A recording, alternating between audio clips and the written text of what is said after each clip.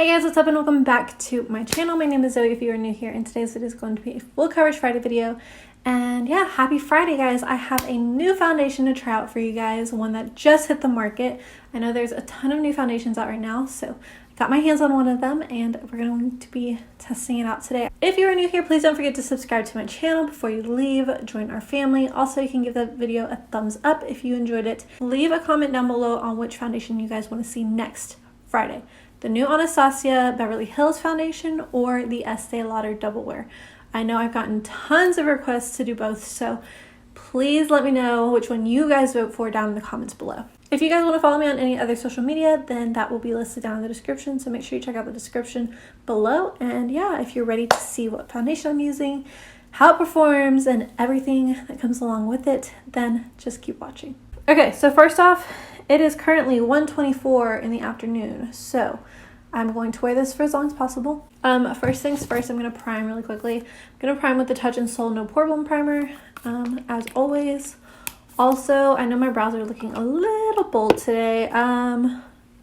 We'll fix it later. No big deal. We'll fix it later. All right, so the foundation I'm going to be trying today is the Fenty Pro Filt'R Hydrating Longwear foundation. So this is supposed to be a long wearing foundation, so we'll see how it goes. And I got the shade 310 because that's the shade I wear in the other foundation. So the shades are supposed to be the exact same, so I just got 310 in this Fenty foundation. Okay, so we're gonna go ahead and get started. Like always, I will be using a sponge on one side and a brush on the other. This is the MORPHE Highlight and Contour Sponge and the MORPHE M439 brush. If you have any questions on what products I'm using, what shades I'm using, what concealer, powder, setting spray, all of that jazz. If you have any questions at all about what I'm doing with my foundation, all of the products will be listed down in the description. So please, please, please always check the description if you have any questions. And yeah, I'm gonna go ahead and start on the sponge side. Oh yeah, this shade looks like it's gonna be good. I was a little concerned just because 310 is my tan shade and I am tan right now, but I wasn't sure like how well it was gonna match right now. So I'm glad to see that this looks pretty good, pretty promising. But yeah, I'm just gonna go ahead and start buffing this out. The coverage looks pretty good. The foundation does have like a slight scent to it and it kind of smells sweet. Okay, so that is one layer on. I would say the coverage is really nice. I think it's supposed to be medium to full coverage, but I think the coverage is really good. I do need to build it up, but just like the first initial coverage point was really good. However, it is already trying to start to crease like right here, which is crazy because I've had it on for like 2 seconds.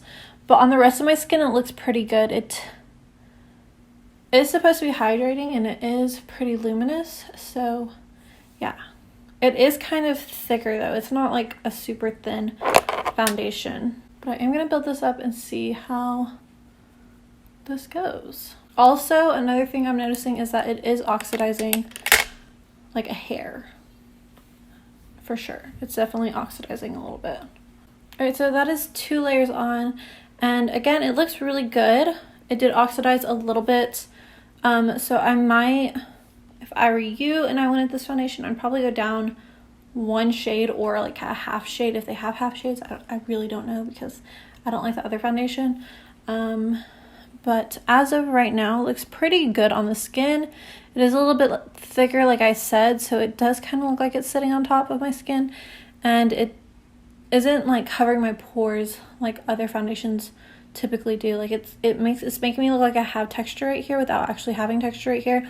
But once I set this with a powder, I'm sure that's going to go away. I am going to go ahead and do this side and see how this goes. We're going to do this with a brush. And I do think that we'll get some more coverage, so I might not need 2 layers on this side with a brush, but we shall see. I really like the way this smells. If you don't like fragrance in your foundation, this might bother you. Also though, because I'm pregnant, I can smell like every little thing. So I can smell this pretty potently, but I don't know if you would be able to on your own, but I really like the way it smells. It smells really good to me. Okay, so that's 1 layer on and I definitely got more coverage out of the brush. I am going to build it up a tiny bit right here in this area back here, but nothing compared to like how much I had to build it up over here. So that's 2 layers on, covered everything perfectly. Looks really good as of right now. I have heard mixed things about this foundation, so we'll see what I think about it. Again, I have dry, like normal to dry, borderline combination skin.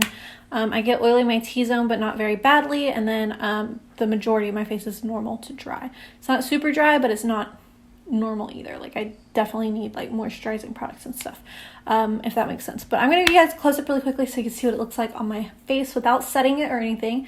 And then I will come back and show you what it looks like with the rest of my makeup done. Okay, so here's a full face view.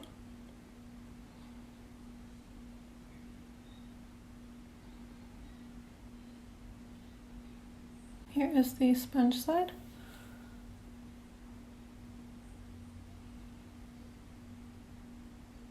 I don't know why, but it's making my face look weird right here. I don't know what that is, but it's on the other side too. I don't know. Here's the brush side. I guess you can see it over here. You see what I'm talking about? Like this patchiness right here? I don't know what that is. Oh, I got hair on my face. Alright guys, so I'm completely done with my makeup. I don't know why I just froze, but I'm completely done with my makeup. A couple things that I want to point out to you guys. This foundation, I don't know if it's supposed to be considered luminous or if it's just supposed to be hydrating, but it does not have a luminous, dewy complexion like finish after it's been set with powder. Once it's been set with powder, it is matte. So it's not my favorite finish for my skin type. But overall it looks pretty good. But once you get up close, you can see the makeup sitting in my chin crease, around my nose a little bit, and on my chin.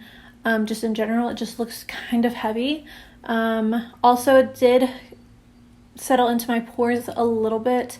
Not a whole lot, nothing you can notice if you're not up close to me, but I can see it because I can, you know, look in a mirror like super duper close. I don't know, it looks very makeup-y to me. It looks really heavy to me. I don't know if you can tell on camera right now, but I will give you guys a close-up so you can see everything. But before I do that, I want to go ahead and give you the details on the foundation. So like I said, this is the new Fenty Pro Filt'R Hydrating Longwear foundation.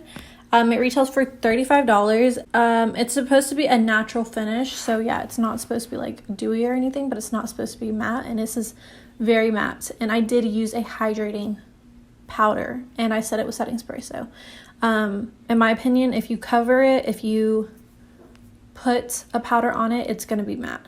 The coverage is supposed to be medium, the finish natural. And this is supposed to be for normal, dry, and combination skin. But honestly, I feel like you could wear this if you have oily skin and you set it with powder. Obviously, I don't know how it's going to wear throughout the day, but as of right now, it would look completely fine on somebody who's oily.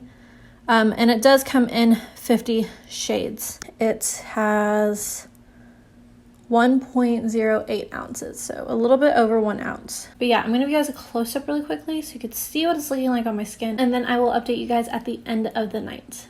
So here's a full face view. So you can kind of see my pores. And then like it just kind of looks makeup-y around my nose.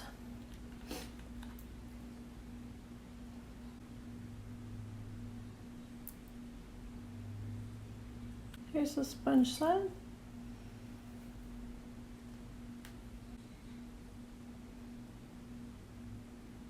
And here is the brush side.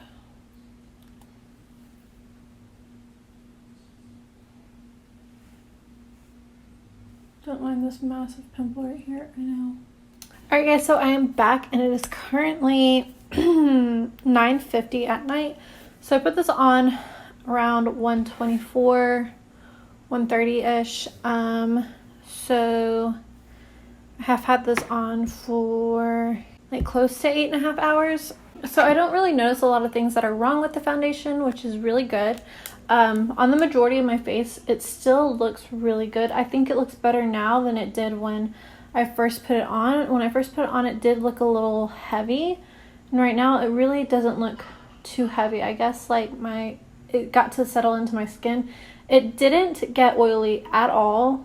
By all means, it like there's no shine to my face. It is still very, very matte. But the only things that I have noticed are that it settled into my smile lines, and I did make sure to set my smile lines really well, but it still kind of settled a little bit into my smile lines.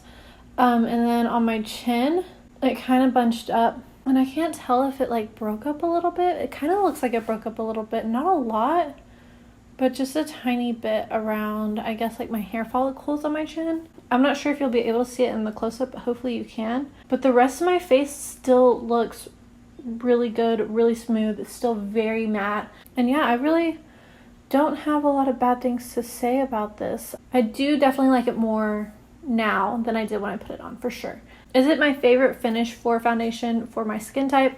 No, I'm not a fan of like more matte foundations. I would like something that has a little bit of luminosity to it so it looks a little bit more natural on the skin.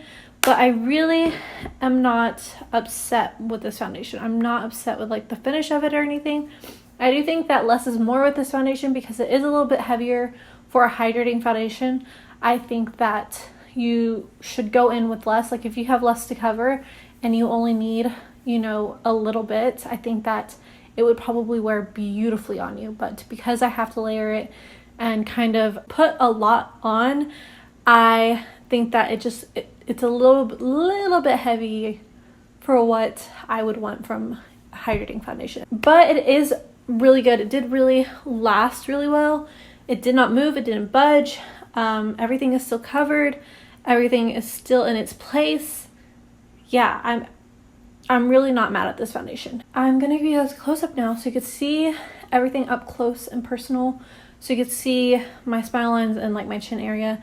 Those are my two only problematic places. Here's a full face view. Don't mind this eye. I was scratching the crap out of it.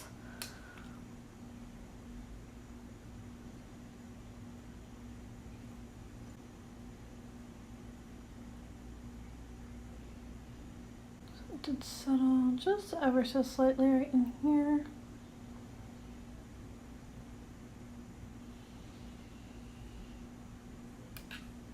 My pores, it really didn't settle into my pores at all.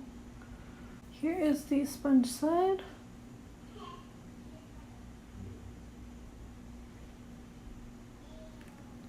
Here is the brush side.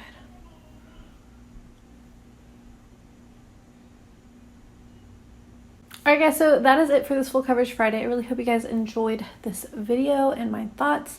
Let me know down in the comments below if you are going to pick up this foundation. If you do, I suggest you get a sample of it before you actually purchase the foundation at Sephora.